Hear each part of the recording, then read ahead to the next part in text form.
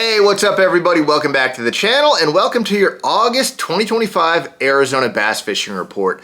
Been another good month of fishing out here. A lot of big news. A dang near state record fish, or an actual state record fish, was caught recently. So we're going to dive into that and much more before we go any further. As always, this video is brought to you by Hatch Toyota in Show Low, Arizona. One thing I always forget to mention is Hatch has a program called Team Rewards, and it's a way to get paid for fishing tournaments locally here in Arizona. Basically, the way it works is if you purchase a new Toyota Tundra from Hatch, you're eligible any redeemable local tournament that is in their list. If you finish in the top 5 in that tournament, you win $250. So you don't have to win. You just get a top 5. You buy a truck from them, you get a top 5 in a local tournament, they're going to send you $250. So go to the website for more information on that. It's a cool program. I've been taking advantage of it for a long time, and I hope you guys will too. And Signature Gate Systems as well. They are a local automated gate and welding company, fisherman owned, great guys. If you guys work with an HOA or do any type of gate security type stuff, and you need some help, give them a call. Signature Gate Systems and Welding. Let's dive into the fishing here, guys. We'll start at Roosevelt because of the 16.5 pounder that was recently caught by Steve Jenkins. Congrats, Steve, if you see this. Pretty amazing fish, very amazing fish. I was thinking recently, when's the last time someone in the United States caught a bigger bass than that? Maybe one of you guys knows, but I don't think there's been a bigger bass caught in the last decade, which speaks a lot to the health of that lake right now, and it's kind of helping put Arizona fishing on the map. Pretty exciting, pretty awesome. I've got some guide trips coming up out there later this week, and I can't wait. The water's coming down a little bit. I'd like to see some water get into there this winter for sure. We need it. But currently, the low water has the fish a little bit more congregated and grouped together, and it's certainly not a bad thing in the meantime. It's about 50 to 51%, which is, it's been dropping a lot, drastically, which means there's a lot of current flowing through the lake. And again, less brush, more rock. The less brush that you have in that lake, the more the fish are gonna get grouped up and schooled up. The more brush you have in the lake, like when the water's high, they get it spread out again. So it's fun to fish that brush, but if you really wanna get on groups of fish, low water makes it a little bit easier, and that's what we're dealing with right now. It's just kind of classic summertime fishing. You have some mornings, it's a little hit or miss. That's this time of year in general, right? We talk about how the monsoons affect it, but there's a lot that can affect the fishing this time of year. And one day you'll go out there and the fish are really set up well and you'll catch them really good. The next day you go out, they might be a little suspended. They might be a little harder to catch. So, it's good, but it's not foolproof right now, but that's just fishing this time of year in general. Same type of stuff I've been talking about the last few months. If you want to get on a little topwater action early, there's probably some there for you. Try to fish shady banks, stuff that's not way back into a cove or a creek, but banks that are closer to the main lake. That's my opinion anyways. As that day wears on, you're definitely going to want to go deeper.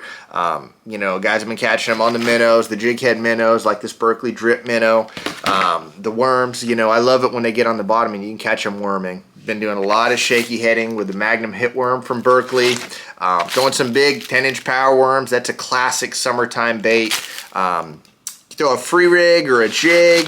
If you throw a jig, a craw trailer on the back is what you're going to go with there. And then a deep crankbait. Again, if the fish are on the bottom, the deep crankbait's a great way to go. Now, if they're up suspended, you're going to need to throw the minnow or a spoon or something like that. But if they're on the bottom, the worms and the crankbait are how you're going to want to attack those spots and those fish. So soon, we're going to be transitioning from summer to fall. We're not there yet. It's still just straight summer fishing right now. Soon, we're going to be talking about, more topwater, a little bit more shallow fishing. You're going to have a group of fish that stays out deep all summer, but currently, I would still, I would do this month exactly what you did last month. The spots are going to change as that water level keeps dropping. You're going to have to find new places to do what you're doing, but the techniques don't change at all.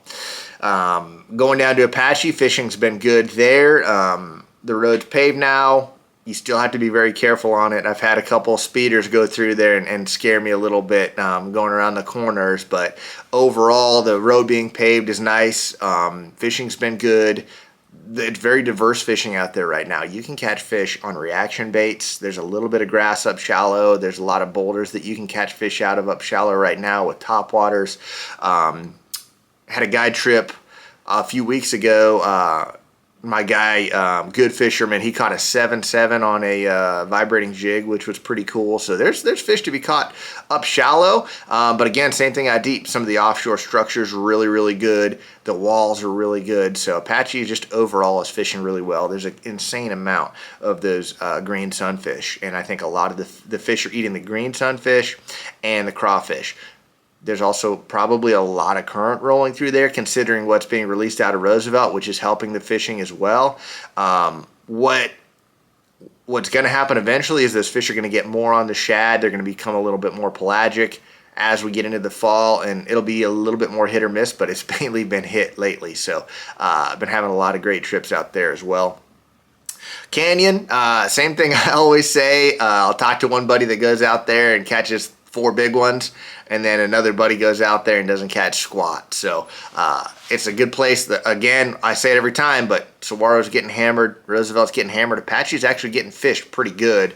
So if you want to get away from people, go to Canyon, especially during the week. Weekends it gets busy with pleasure boaters, but if you want a big fish and not many people, go to Canyon. Same general techniques as Apache and Saguaro. Those 3 lakes fish so similarly. There's a little bit of grass that you can find and fish at Canyon. You can fish the walls. I would say the walls are probably the surest bet. If you're looking to catch fish out there, get on those shady walls, throw a drop shot up against the wall, and let that thing fall until it lands on a ledge, pull it off, and let it fall down again until it lands on a ledge. And you'll catch fish doing that for sure. Down at Saguaro, fishing's been very steady, very consistent this summer. And all the same usual stuff. There's a lot of fish in there. They're kind of spread out, not super grouped up, which is good. I like it when they spread out. It helps the lake fish a little bit bigger as it's not that big of a lake to begin with. But there's some fish in the grass. There's some fish on the walls. There's some fish on the flats.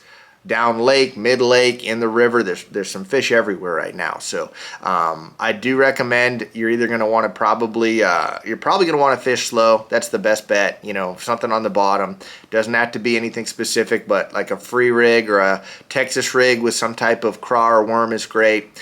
Drop shot, probably number 1. Nico rig works, Carolina rig works, jig works. Anything slow on the bottom is going to be good. You can catch some fish doing other stuff like cranking or throwing a vibrating jig, especially if you get around the grass. Even very little glimpses of topwater if you get out there when the water's moving. But overall slow is the way to go. They're lazy Florida strain fish, and even if your day starts slow, we have it happen a lot where the morning starts a little bit slow. Don't give up on what you're doing. Just keep doing it. Keep fishing slow because it's going to come around. You just stick to it. Trust me, by the time you get off the water, you will have caught some really nice ones. So Saguaro is still a good bet. Been doing a few trips out there as well. Didn't mention earlier, if you guys are looking for a guided trip or to work with either just to catch more fish or to work on your electronics. I do a lot of electronics trips helping people get their graph set, how to interpret what they're seeing on sonar. Go to my website, joshbertrandfishing.com, and you can get details on that. Send me a message and we'll get you out on the water. Bartlett, it's been good, but the water's super low, and actually as I'm putting this video up, they're closing the lake. The Forest Service closing the lake, or closing the entrance points to the lake for a short amount of time while they do a few things. It's going to open back up. They're eventually going to release some water out of Horseshoe, which they're holding a lot of water in Horseshoe right now. They could flip a switch and fill up Bartlett a lot. That's going to happen, but currently for the rest of August, you're probably not going to be fishing at Bartlett much because they're closing the jojoba ramp and the yellow cliffs ramp for, you're gonna have to look it up. I should have looked it up before the video. I think they said a week. It might be a little bit longer than that, so just check on that before you go out to Bartlett. Otherwise, you're gonna be disappointed when you get there for sure. And then lastly, Lake Pleasant. Pleasant's been fishing solid. The stripers are biting really well. Main Lake, all this usual Main Lake stuff. you know, there's a little bit of boiling action going on, and then a lot of deep action going on as well. The largemouth have been just their consistent summertime stuff. A lot of drop shot, a little bit of jig fishing, a little bit of topwater if you can find it.